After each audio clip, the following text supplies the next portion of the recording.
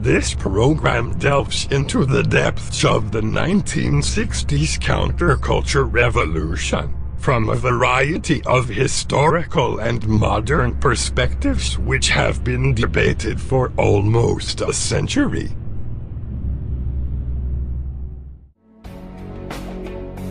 For decades upon decades, the culture of the United States has swayed from the control of the mature population to under the domination of the youth.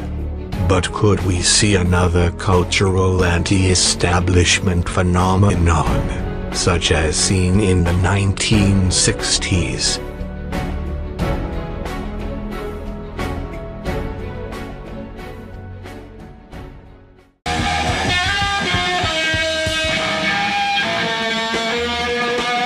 What was the controversy about the national anthem and the way you I don't know that. All I did was play it. I'm American, so I played it. I used to have to sing it in school. They made me sing it in school, so it's a flashback, you know. I don't know about it.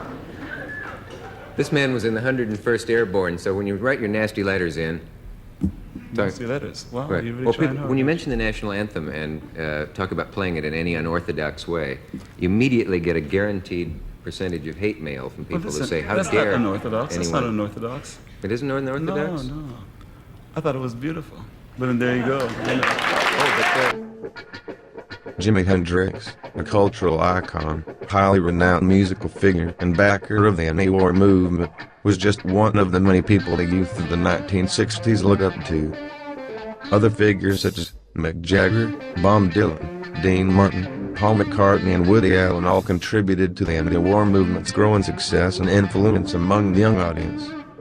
For those born after World War II, the introduction of television as a brand new entertainment medium set a precedent for the consumption of media and political ideals on a whole new scale.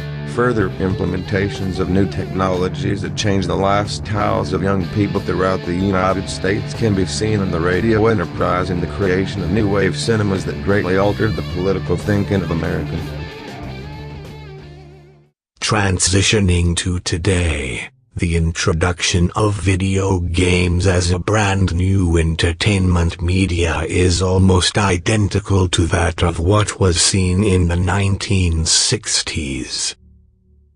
Games such as Call of Duty create a feeling of being in a war zone, but in a heavily overstated tone that over-embellish the horrors of war, with over-the-top action and depiction of war as a child's playground. As it is just mindless fun. Oh, baby, a triple! It subverts the ideas of war being a tragic situation we have to deal with in American culture.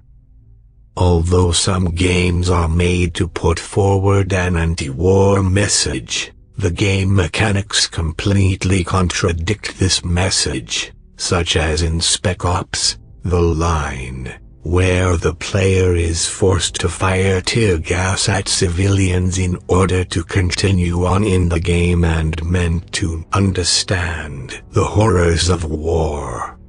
But the game fails to convey its message by having you mindlessly shooting for the rest of the experience. Contrastingly, the ideas created in games such as Call of Duty and others are opposed by shooting games such as Metal Gear.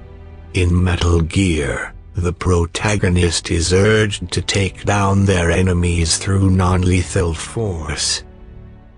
This is similar to the anti-war movement found in the Counterculture Revolution, which opposes the Vietnam War and other wars the US involves itself in.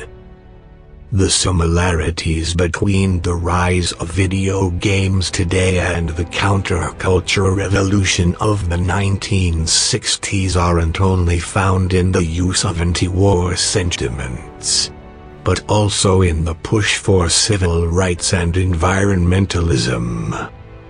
Civil rights can be seen in games like Grand Theft Auto, where one of the main storylines follows the life of a young black male. Environmentalism can be seen in games such as Minecraft, where the player is thrown into an open wilderness and has to handcraft tools and other garments in order to make use of the terrain and survive.